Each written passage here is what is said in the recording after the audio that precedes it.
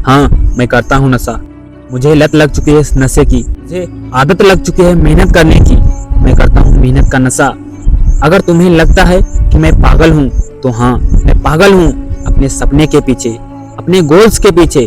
क्योंकि मुझे पता है, मैंने जो सपना देखा है उसे पूरा करने के लिए पागल तो बनना ही पड़ेगा, मेहनत का नशा तो करना ही पड़ेगा।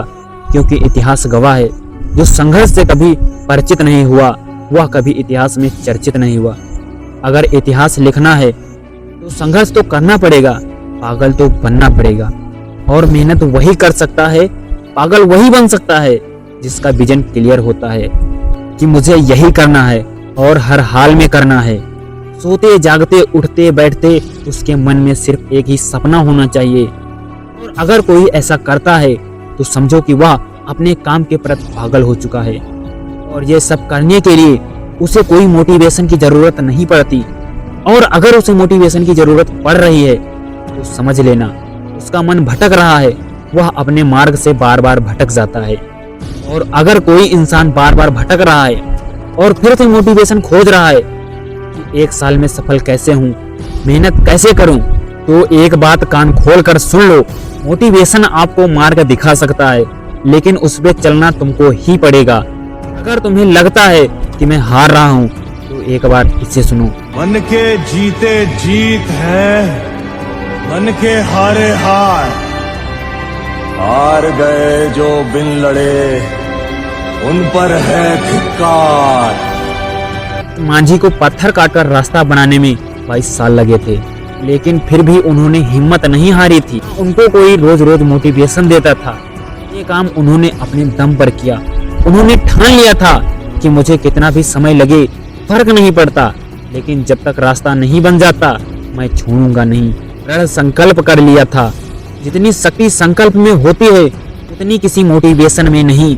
मैंने पहले ही कहा था, मोटिवेशन आपको रास्ता दिखाता है, लेकिन संकल्प उस पर चलना सिखाता है। क्योंकि जब हम दृढ़ संकल्प करते हैं हमारे मन में एक ही बात चलती है कि मुझे ये करना है, किसी भी हाल में करना है, कितना भी संघर्ष करना पड़ जाए, लेकिन मैं पीछे नहीं हटूंगा। और संकल्प वही लेता है जिसे अपने हालात बदलने होते हैं, जिसे अपने माँ बाप के सपनों को पूरा करना होता है। क्योंकि संकल्प के साथ में मेहनत का नशा भी करना पड़ता है, परिस्थिति में चलना पड़ता है, अपने हालातों को बदलना पड़ता है। देख भाई, अब मैं तुमको एक कहानी सुनाता हूँ। एक गांव में एक लड़का रहता था। उसके पिता बचपन में खत्म हो गए थे। उसकी माँ ने उसे पाला था।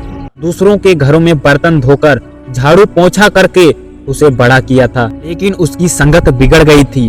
वह अपने दोस्तों के साथ मस्ती करता। वह 18 साल का हो चुका था, फिर भी वह कुछ भी नहीं करता था। उसकी माँ अब भी दूसरों के घर में झाड़ू पोंछा करती थी और फिर उसी पैसों से घर का खाना बनाती। वो कुछ भी नहीं करता था, फिर भी वह जब तक अपने बेटे को नहीं खिलाती थी तब तक खुद नहीं खाती थी। यही सब करते करते वह लड़का 20 साल का हो गया था। एक दिन उसके एक दोस्त ने उसकी बेइज्जती की। उसे कहा, तुझे मैं इतने दिनों से जानता हूँ, तूने अपने बारे में नहीं बताया। तेरा घर कहाँ है, तेरे पापा क्या करते हैं। जैसे ही वह इतना कहता है वह लड़का इमोशनल हो जाता है। अब उसका दोस्त कहता है, क्यों भाई, मैंने कुछ गलत कह दिया क्या?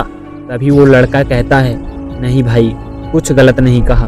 उसने कहा, इतनी उदासी क्यों? वह लड़का कहता है, मेरे पापा बचपन में ही मुझे छोड़कर चले गए। अब सिर्फ मेरी माँ है, उन्होंने मुझे बड़ा किया, लोगों के घरों में साफ सफाई का काम करके मुझे पाला है।